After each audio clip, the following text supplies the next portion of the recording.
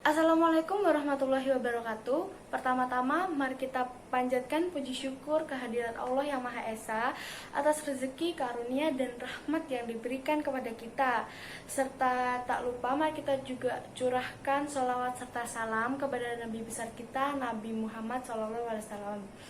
Dan di sini saya Anindita Febriandini dari kelas 11 MIPA 7 akan memberi sedikit informasi atau sedikit ceramah mengenai cara menjaga kesehatan mental di kala pandemi.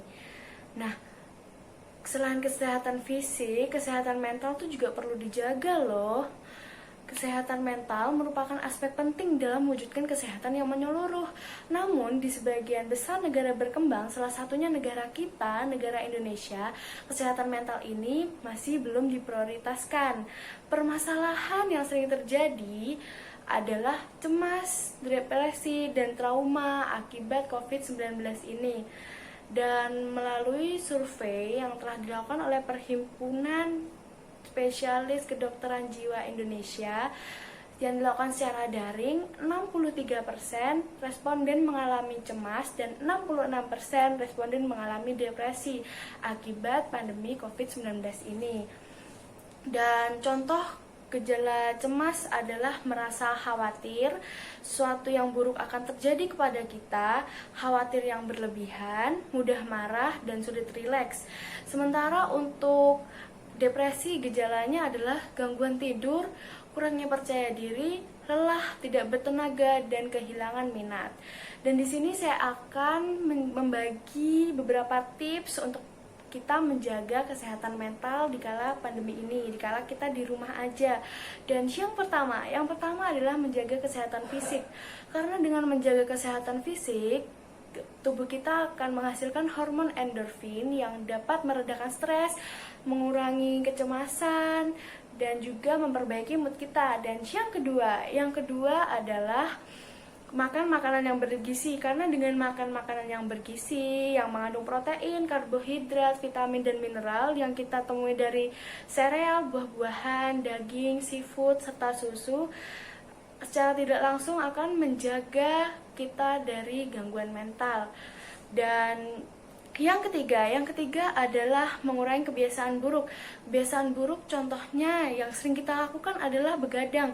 Karena dengan begadang kita akan merasa khawatir dan juga membuat mood kita tidak stabil. Dan yang keempat adalah kita membuat rutinitas sendiri, contohnya seperti membaca buku, menonton film, atau menonton serial TV.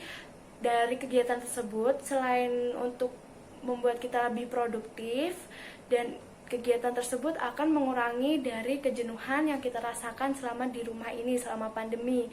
Dan yang kelima adalah membatasi diri dari kita menonton atau melihat berita tentang COVID-19 ini, karena kita akan merasa cemas atau khawatir begitu kita mengetahui berita yang sering kita lihat ini.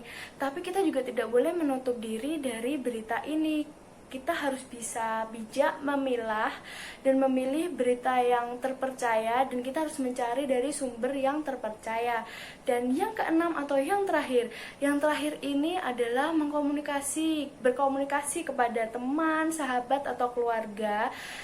Jika kita merasa khawatir atau kurang tenang, kita harus menceritakan kepada orang lain agar kita bisa merasa lebih tenang.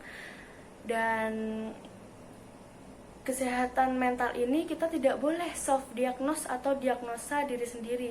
Karena jika seharusnya salah, kita sudah mengira-ngira, maka mendapatkan kecemasan yang lebih dari yang sebelumnya. Kita harus menceritakan kepada pakar kesehatan mental, yaitu psikologi. Kita harus menceritakan agar kita bisa menjadi lebih tenang. Jika ada sedikit gangguan mental pada diri kita, bisa diperbaiki agar lebih baik. Dan gangguan mental itu ada dari dalam diri kita sendiri. Jadi kalau bukan diri kita sendiri yang mengetahui, gak akan ada yang tahu bila kita mengalami gangguan tersebut. Demikian informasi yang dapat saya sampaikan. Ceramah ini semoga bisa diterima dan bisa bermanfaat bagi kita semua. Apabila saya ada salah kata atau salah kalimat, mohon dimaafkan.